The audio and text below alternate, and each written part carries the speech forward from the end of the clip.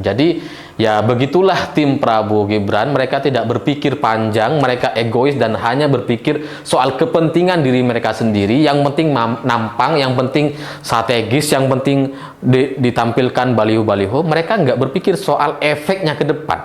Mereka tidak berpikir nasib para tukang foto yang kemudian dirugikan hari ini.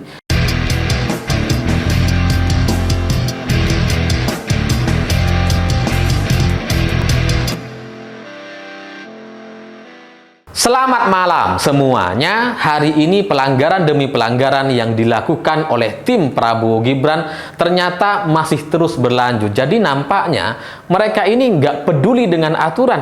Jadi semua aturan-aturan mereka langgar dan kemudian terus mereka lakukan terus-menerus gitu. Jadi meskipun sudah mendapatkan teguran, sudah mendapatkan pemberitahuan gitu ya, sudah diberikan briefing gitu ya untuk tidak melakukan kegiatan-kegiatan yang melanggar gitu. Tapi mereka terus melakukan pelanggaran-pelanggaran.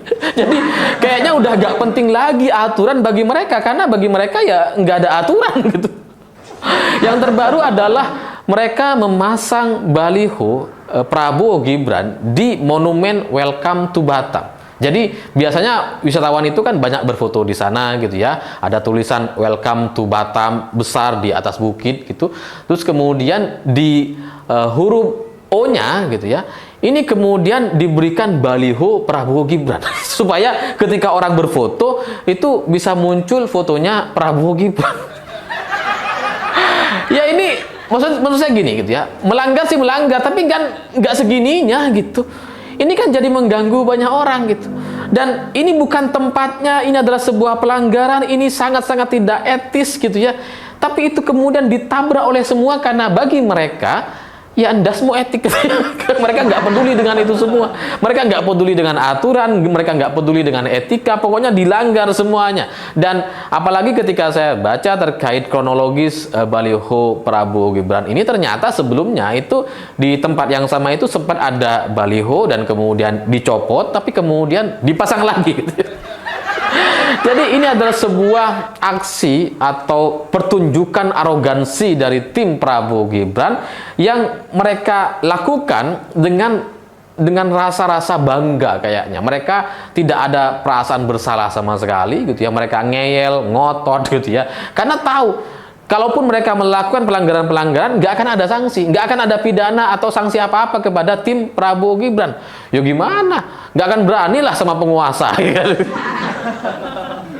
Tapi yang menarik dari kasus ini gitu ya, kalau yang soal sebelumnya kan ada baliho di atas pos polisi, itu kan kemudian diturunkan, itu mendapatkan kritik yang cukup tajam gitu. Tapi dari situ kita hanya melihat hanya sebagai sebuah pelanggaran. Tapi di monumen Welcome to Batam ini kita mendapatkan informasi yang sangat-sangat berharga. Jadi berkat pelanggaran Prabowo Gibran yang pasang baliho tidak sesuai dengan aturan, melanggar dan tidak sesuai dengan etika moral masyarakat di Indonesia gitu ya. Tapi gara-gara kesalahan mereka, kita jadi mendapatkan satu informasi yang sangat penting. Karena ternyata banyak masyarakat atau wisatawan jadi batal berfoto di monumen Welcome to Batam itu gara-gara ada baliho Prabowo Gibran. Ini menarik gitu. Karena menurut survei, katanya mereka ini kan tertinggi.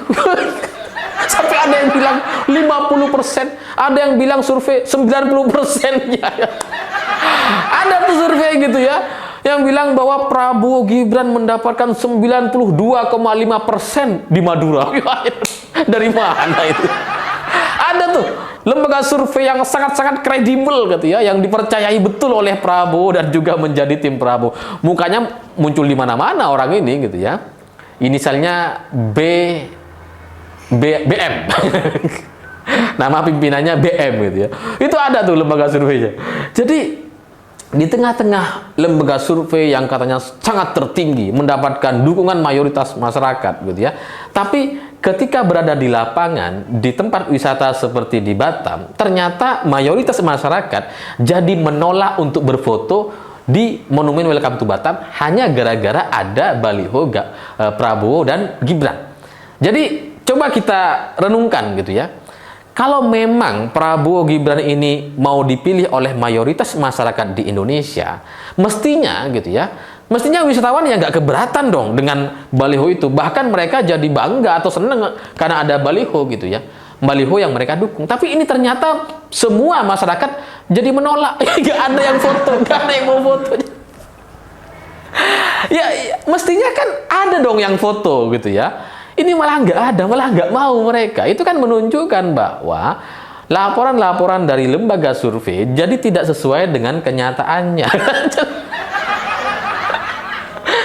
Ya kalau saya misalkan gitu ya, saya misalkan pendukung Pak Ganjar, sekarang kan mendukung Pak Ganjar Mahfud gitu ya. Terus ada baliho Ganjar Mahfud, saya akan dengan senang hati untuk berfoto gitu. Jadi nggak keberatan. Tapi kalau saya pendukung Pak Ganjar, terus kemudian ada baliho Prabowo Gibran, jelas saya nggak mau. Ya kan? Jadi situasinya kan jadi seperti itu. Jadi di Monumen Welcome to Batam ini seperti menjelaskan sesuatu bahwa apa yang disampaikan oleh beberapa lembaga survei di Indonesia menjadi tidak sesuai dengan kenyataannya. Dan ini juga bisa kita lihat dari acara-acara kampanye Prabowo gitu ya, itu sangat minim sekali. Acara-acara Prabowo itu tidak sebanding dengan Anies Baswedan sekalipun. Anies itu keliling kemana-mana, yang datang banyak. Caimin juga gitu ya. Apalagi Pak Ganjar dan Pak Mahfud itu tiap hari jalan. Dan saya kemarin nemenin Pak Mahfud dari Surabaya, Sidoarjo, kemudian Lumajang, Jember, dan Banyuwangi selama 2 hari gitu ya. Saya melihat antusiasme masyarakat sangat-sangat luar biasa. Saya juga nggak ngerti bagaimana mereka tahu bahwa kami ini adalah rombongan Pak Mahfud atau Pak Ganjar. Saya juga nggak ngerti.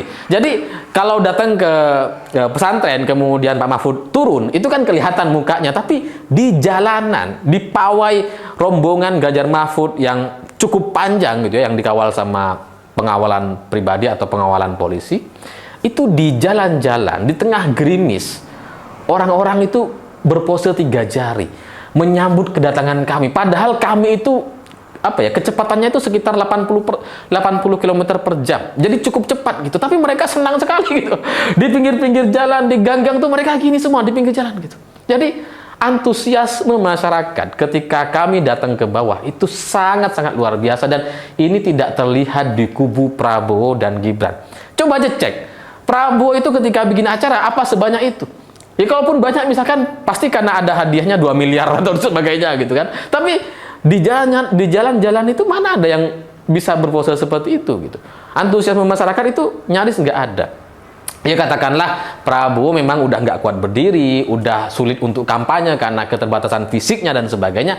Iya, tapi di momen-momen tertentu ketika mereka bikin kampanye itu memang sangat-sangat minim sekali gitu. Nggak banyak orang, nggak seperti Ganjar Mahfud yang sudah keliling tiap hari, tapi masyarakat tetap antusias itu. Prabowo Gibran itu ketika jalan ke daerah nggak ada sambutan seperti itu. Pak Jokowi masih ya karena masih presiden. Kalau bukan presiden udah nggak akan. Jadi ini menjadi tidak sesuai dengan apa yang dilaporkan oleh lembaga survei. Apalagi ketika Prabowo katanya kan menjadi the next atau sama seperti Jokowi gitu kan. Itu kan yang dikabarkan oleh banyak lembaga survei, katanya para pendukung Jokowi memilih Prabowo gitu kan. Itu yang dilaporkan oleh mereka. Sampai kemudian Prabowo nampaknya tertantang untuk melakukan aksi belusukan.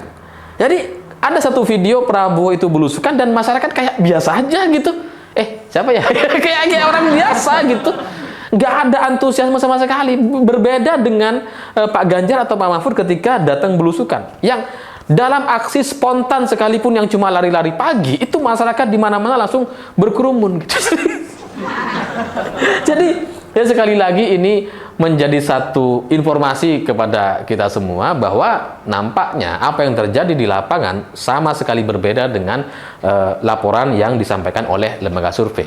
Dan selain itu, efek negatif dari pelanggaran yang dilakukan oleh tim Prabowo Gibran dengan memasang baliho di Monumen Welcome to Batam itu ternyata malah berdampak negatif kepada tukang foto. Jadi ada tukang foto yang mengeluhkan situasi kemarin karena wisatawan yang datang ke sana itu jadi nggak mau foto katanya. Jadi mereka itu kehilangan job atau mereka merasa dirugikan. Jadi Ya, begitulah tim Prabowo Gibran. Mereka tidak berpikir panjang, mereka egois dan hanya berpikir soal kepentingan diri mereka sendiri. Yang penting nampang, yang penting strategis, yang penting ditampilkan baliho-baliho. Mereka nggak berpikir soal efeknya ke depan.